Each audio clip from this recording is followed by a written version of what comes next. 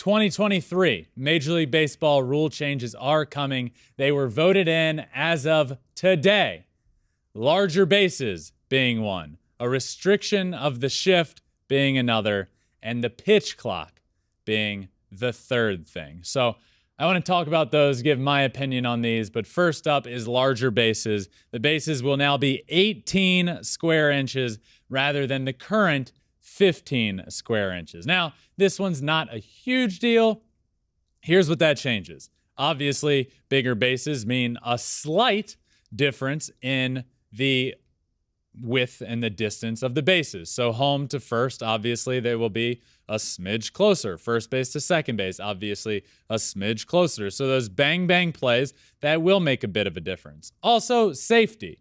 This is a safety thing. This will help. You know, nobody's stepping on ankles at first base. Sliding into bases won't be as, huge collisions.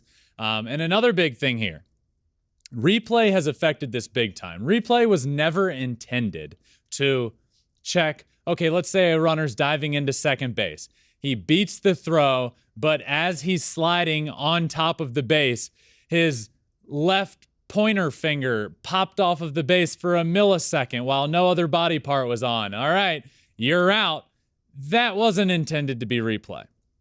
This will help that as well. The bigger base, guys will be able to hold on to the base a little bit better. So this one's fine. I'm all for this. Bigger bases, yes, let's do it. Another one, a restriction of the shift. Important thing here, restriction.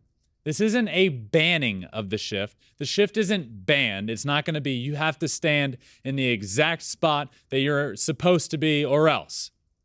This is a restriction. Now, some of the rules here get a little tricky.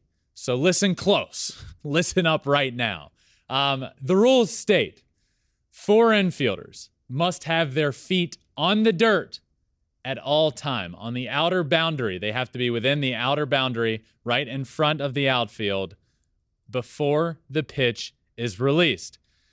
Now, when the pitcher releases the ball, a minimum of 4 players must have both feet completely in front of the outer boundary, and 2 fielders have to be entirely on either side of the base. Now, every team has to designate 2 infielders on each side of second base who may not switch sides during the game unless there's a substitution of one of those players. So you have to be in front of the outfield grass. You have to have 2 fielders on each side of the base, and you cannot, at any point in the game, have one fielder switch over to the other side unless there is a substitution made. So you can have 2 fielders standing right next to each other if you want. I don't know why you would do that, but theoretically, as long as they're on the left side or the right side of second base, you could have them holding hands if you want. But they have to be 2 each on each side of the second base bag. The penalty for a violation is a ball and a dead ball. The ball is dead. So if the pitch is released and that rule is being broken, it's immediately a ball and the ball is dead.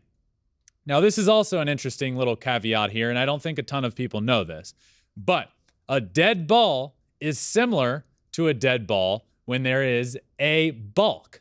Now, in professional baseball and college, I had this drilled into me. If there's ever a balk called, oftentimes the pitcher continues to throw. Sometimes they'll just hold the ball or not throw it, or the balk comes before they lift their leg. If there is a balk called and the pitch is thrown, it's a dead ball, but the batter can swing. And if the outcome is good, they can keep the outcome. Let's say it hits a home run. The home run counts. Let's say it's a single. You can run and the outcome will count. Let's say you hit a line drive to the shortstop and it's an out. Nope, you don't have to take it. It's a dead ball. Redo. Same sort of thing here with this violation of the rule. If there's a violation, it's a dead ball, meaning the batter can swing and accept the outcome if he wants. If not, it's a ball, dead ball, and there's a ball awarded to the batter or given to the count, however you want to word it. But umpires have the discretion to penalize the fielding team with a ball if the umpire detects players attempting to circumvent the rules. Teams can also challenge whether a team complied with the shift. This one is a big deal. The shift over the last decade has become a very prominent part of Major League Baseball. Now, look, it's a big change. I'm all for trying it. You know, nobody's saying this is going to be implemented and forever and ever this is going to be part of the game of baseball. Why not try it? Baseball needs to continue to evolve with the times. I think for a while, baseball was the one sport that seems like it's stuck in its ways and there aren't a lot of changes. This is a change, and it's a big one. Players are going to be on their certain side of the field. What it's going to do, it's going to increase offensive production. You're not going to have as much as the three true outcomes: walkout, strike, home run. Guys will be more willing to hit the ball on the ground. You'll see more singles. You'll see more doubles.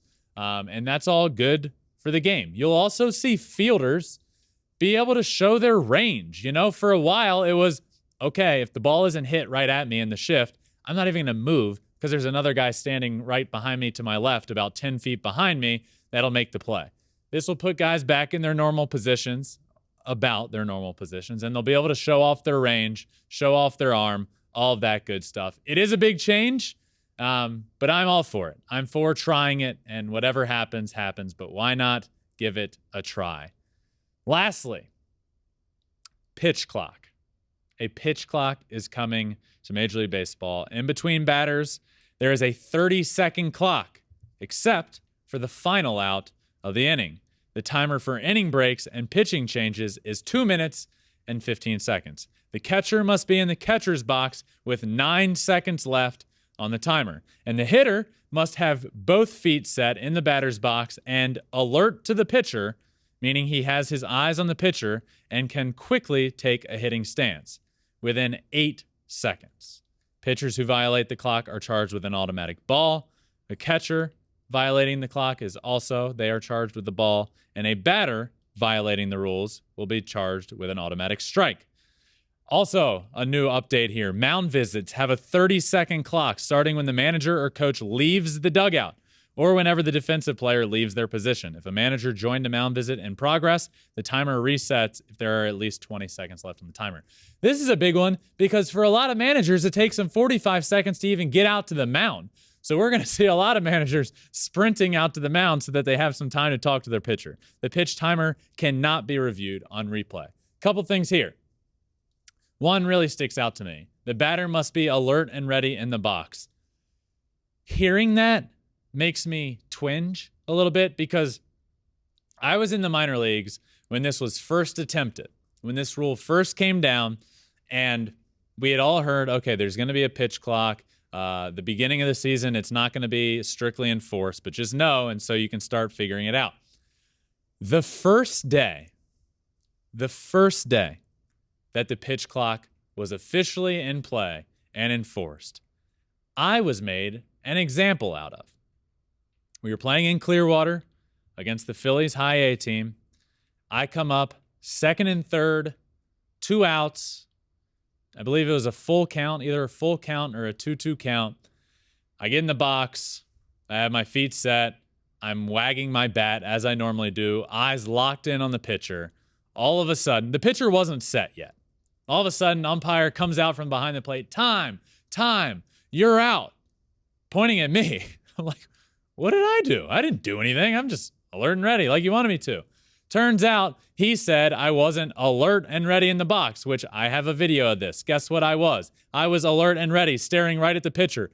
This was sent off to minor league baseball to review. It was sent to Major League Baseball to review. And it was told that, hey, this is quite the violation. This can't be happening. But guess what? Still counted as a strikeout for my career. But who cares, right? That umpire certainly didn't. I remember his name. It was Justin. I remember his name because anybody named Justin is on my shit list.